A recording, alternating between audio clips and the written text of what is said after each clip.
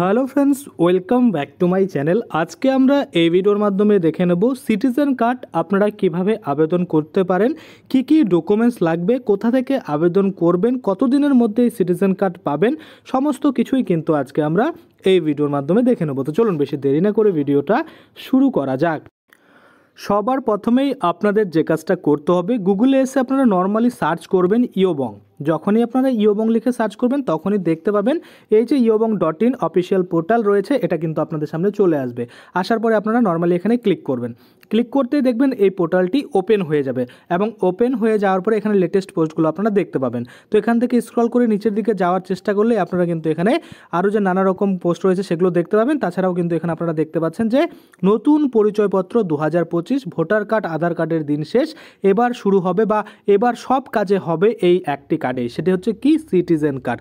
আপনারা এখানে ক্লিক করতে পারেন বা যে দেখুন রিড মোর অপশন দিয়েছে এখানেও কিন্তু আপনারা ক্লিক করতে পারেন। তো যেখানে খুশি আপনারা ক্লিক করে দেবেন। ক্লিক করে দেওয়ার পরে তো এই পোস্টটা আপনাদের সুবিধার্থে আমি একটু জুম করে নিচ্ছি এবং কি কি বলা হয়েছে আপনাদের বিস্তারিত বলে দিই। দেখুন এখানে পরিষ্কারভাবে বলছে যে বর্তমান সময়ে আমাদের বিভিন্ন নথিপত্রের প্রয়োজন হয় এবং সরকারি প্রকল্প বা যে কোনো কাজেই কিন্তু বিভিন্ন অফিসে, স্কুল, কলেজে, ব্যাংকে সব জায়গায় কিন্তু আমাদের নানা রকম নথির প্রয়োজন হয়।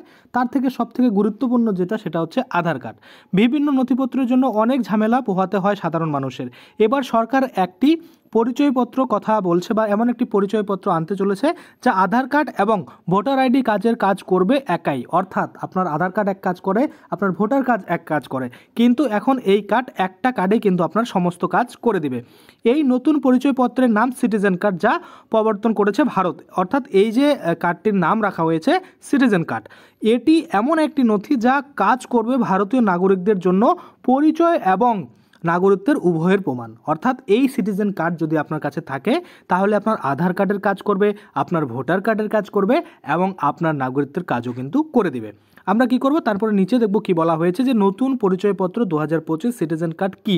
দেখুন সিটিজেন কার্ড হলো এমন একটি আধুনিক পরিচয়পত্র যা ভারতের সকল বৈধ নাগরিককে দেওয়া হবে। অর্থাৎ যারা বাংলাদেশ থেকে এসে অবৈধভাবে কিন্তু আধার কার্ড, ভোটার কার্ড বানিয়েছেন তারা কিন্তু এই কার্ড পাবেন না। তারা কিন্তু কোনো মতেই এই ভারতের সিটিজেন কার্ড পাবেন না। কারণ আপনারা সকলেই জানেন যে বাংলাদেশ থেকে অনেক অনুপ্রবেশকারী রয়েছে যারা এসে আধার কার্ড কিন্তু বা ভোটার কার্ড কিন্তু বানিয়ে নিয়েছে। সেক্ষেত্রে কারা ভারতীয় কারা ভারতীয় নয় বোঝাই যায় না এবং নানা ক্ষেত্রে কিন্তু অনেক রকমের প্রবলেম সৃষ্টি হয়। সেজন্যই কিন্তু এই সিটিজেন কার্ড দিবে। এমনকি এটা পরিষ্কার করে বলছে যে ভারতের সকল বৈধ নাগরিককে দেওয়া হবে। অর্থাৎ বৈধ, অবৈধ কিন্তু নয়। যারা অবৈধভাবে এসে ভারতীয় হয়ে দেখাচ্ছে, প্রমাণ করাচ্ছে, তারা কিন্তু কখনোই এটা পাবে না। এই কার্ডটিতে অন্যান্য পরিচয়ের মতোই একটি নম্বর থাকবে। অর্থাৎ নর্মালি আমাদের যেরকম আধার কার্ডে বলুন বা ভোটার কার্ডে বলুন একটা নাম্বার থাকে, তেমনই একটা ইউনিক নাম্বার কিন্তু এখানেও থাকবে যা আপনার পরিচয় এবং আপনার নাগরিকত্বের অবস্থা উভয় নিশ্চিত করবে। তবে আধার কার্ড এবং ভোটার কার্ড, আইডি কার্ডের মতো একাধিক নথির প্রয়োজন পড়বে না। অর্থাৎ আপনি ধরুন কোনো কিছু করতে যাচ্ছেন, সেক্ষেত্রে এই ডকুমেন্ট লাগবে, ওই ডকুমেন্ট লাগবে, এমন কিন্তু না। এই একটা কার্ড থাকলে আপনাদের এতগুলো কাজ কিন্তু হবে। দেখুন সিটিজেন কার্ডের জন্য কিভাবে আবেদন করবেন, এখানে পরিষ্কার করে বলছে যে সিটিজেন কার্ডের জন্য আবেদন করার জন্য, অর্থাৎ আপনারা সিটিজেন কার্ড যদি আবেদন করতে চান সেক্ষেত্রে কিন্তু আপনাদের নাগরিকত্বের জাতীয় জনসংখ্যা নিবন্ধন বা ন্যাশনাল পপুলেশন রেজিস্টার বা এনপিআর, যেটা আমি আপনাদের বলছিলাম, এই তথ্য কিন্তু আপডেট করতে হবে। অর্থাৎ এনপিআর এর মাধ্যমে কিন্তু এই সিটিজেন কার্ডে আবেদন করা হবে। আর এনপিআরটা আপনারা জানেন যে সার্ভের মাধ্যমেই কিন্তু হয়ে থাকে। দেখুন আবেদন করার পদ্ধতি ধাপে ধাপে এখানে দেওয়া হলো। প্রথমে যে বলা হচ্ছে কিভাবে আবেদন হবে, দেখুন তথ্য সংগ্রহ। আপনাকে এবং আপনার পরিবারকে এনপিআর ডেটাবেসে আপনার ব্যক্তিগত তথ্য আপডেট করতে হবে। অর্থাৎ যখন এনপিআর হবে তখন কিন্তু আপনার এবং সঙ্গে আপনার পরিবারের কিন্তু ডাটা সেটাখানে কিন্তু অ্যাড করা হবে এবং যাচাই করুন। দেখুন তথ্য যাচাই করার পরে প্রতিটি বৈধ নাগরিককে একটি নাগরিক নম্বর বরাদ্দ করা হবে। অর্থাৎ ধরুন আপনি তথ্য সংগ্রহ করে যেখানে আপডেট করার কথা এনপিআর আপডেট করলেন, তারপরে তারা ভেরিফাই করবে, যাচাইকরণ সম্পূর্ণ হলে যদি মনে হয় যে আপনি সিটিজেন কার্ড পাওয়ার যোগ্য, সেক্ষেত্রে কিন্তু আপনাকে সিটিজেন কার্ড দিয়ে দেবে, নতুবা কিন্তু দিবে না। আশা করি আপনারা এটুকু বুঝতে পারছেন। এবার যদি আমরা দেখি কার্ড ইস্যু, যাচাই করার পরে আপনাকে সিটিজেন কার্ড জারি করা হবে। অর্থাৎ যখনই আপনি দেখলেন যে আপনার যাচাই সম্পূর্ণ হয়ে গেছে এবং আপনার কার্ড যে রয়েছে বা সিটিজেন কার্ড সেটা কিন্তু জারি করে দেওয়া হবে। তারপরে যদি আমরা দেখি সিটিজেন কার্ড কেন গুরুত্বপূর্ণ, দেখুন এখানে পরিষ্কারভাবে বলছে যে পরিচয়পত্র এবং নাগরিকত্বের ঐক্যবদ্ধ প্রমাণ একটি কার্ডের মধ্যে সমস্ত প্রয়োজনীয় শনাক্তকরণের বিবরণ প্রদান করবে এবং যার ফলে কিন্তু একাধিক নথির প্রয়োজন কমে যাবে।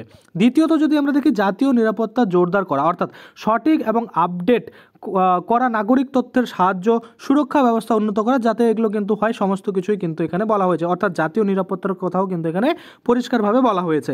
তারপরে যদি আমরা দেখি সরকারি পরিষেবাগুলি সহজলভ্য, বা আপনারা বলতে পারেন যে এই যে সরকারি আপনারা প্রকল্প পান, সেগুলোতে যেন আপনাদের ফটাফট আপনাদের কাজ হয়, কোনো রকম ঝামেলা না হয়, এত ডকুমেন্টস না লাগে, একটা কার্ডেই যেন সমস্ত কিছু আপনারা হয়ে যায়, বা তাড়াতাড়ি কিন্তু আপনারা সেগুলো অ্যাক্সেস করতে পারেন বা সেগুলোর সুবিধা পেতে পারেন, সেটার জন্যই কিন্তু এগুলো করা হচ্ছে।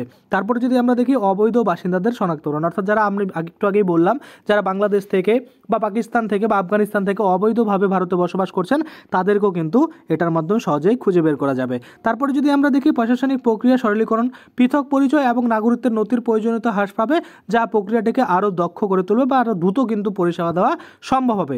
আমরা যদি দেখি এখানে একটা হোয়াটসঅ্যাপ এবং টেলিগ্রাম গ্রুপ রয়েছে, আপনারা চাইলে এখানে জয়েন হতে পারেন। এখানে জয়েন হলে পরে আপনারা সমস্ত কিছু আপডেট, চাকরির খবর সবার আগে কিন্তু আপনাদের মোবাইল ফোনে পেয়ে যাবেন। জয়েন হতে কোনো টাকা লাগে না, আপনারা অবশ্যই কিন্তু ফ্রিতে জয়েন হতে পারেন।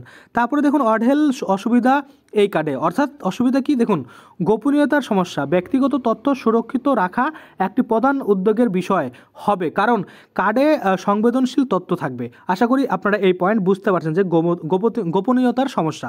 তারপরে যদি আমরা দেখি নাগরিকত্ব প্রমাণে অসুবিধা, দেখুন অনেক সাধারণ মানুষ তাদের নাগরিকত্বের অবস্থা প্রমাণ করতে চ্যালেঞ্জের মুখোমুখি হতে পারে, অর্থাৎ যারা বৈধ রয়েছে তারাও কিন্তু তাদের যে প্রমাণ দিতে তারা কিন্তু হিমশিম খেতে পারে, এটাই কিন্তু বলেছে।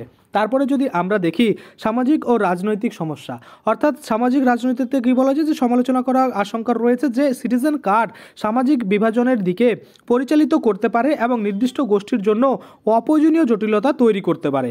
এবং তারপরে যদি আমরা দেখি উপরোক্ত সমালোচনা থেকে দেখার বিষয়, আমরা যদি দেখি এক্ষেত্রে নাগরিকত্বের সুরক্ষার স্বার্থে ভারত সরকার কিভাবে এই কার্ড বাস্তবায়ন করে সেটাই কিন্তু দেখার। অর্থাৎ এই যে কার্ড দেওয়ার কথা বলছে, এটা কিভাবে দিবে, কাদের দিবে না, কিভাবে বুঝবে কে ভারতীয়, বৈধ ভারতীয়, কে বৈধ নয়, সেটাই কিন্তু বলছে চ্যালেঞ্জের মুখে পড়তে হবে। তো যখন এই সিটিজেন কার্ড দেওয়া শুরু হবে বা এনপিআর শুরু হবে, তখন কিন্তু আমি আমাদের জন্য আবার ভিডিও বানিয়ে দেবো।